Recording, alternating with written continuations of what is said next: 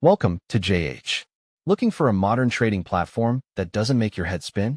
Let's talk about TradeLocker, the next-generation platform supposedly built by listening to 2 million traders.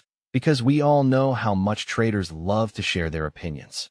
It is designed to be fast, clean, and actually intuitive for both beginners and those who've been staring at candles for years. The biggest win here is the full TradingView integration. You get professional charts and hundreds of indicators baked right into the platform, so you can stop juggling browser tabs like a caffeinated squirrel. The interface is impressively minimalist, featuring one-click trading and a floating panel with built-in risk calculators.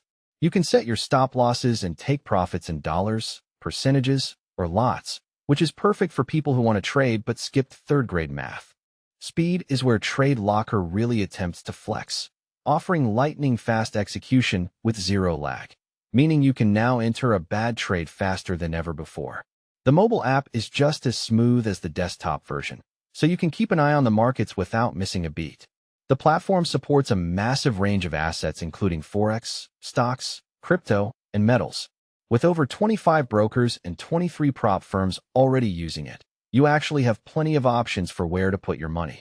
Now for the reality check. If you are obsessed with automated trading, this might not be your best bet. TradeLocker focuses almost entirely on manual trading, and compared to the ancient relic that is MetaTrader, it has fewer technical indicators for deep analysis. Since the platform is still the new kid on the block, some features are still under development. It doesn't have every single bell and whistle yet, but then again, neither does your social life. Bottom line, TradeLocker is a great fit for day traders who prioritize speed, clean design, and built-in TradingView charts. However, if you need heavy automation or 10,000 indicators to make a single move, you might want to stick with MetaTrader. Ready to give it a spin? Check the links below to get started. Thanks for watching. Hit like and subscribe, and try not to blow your account. See you next time.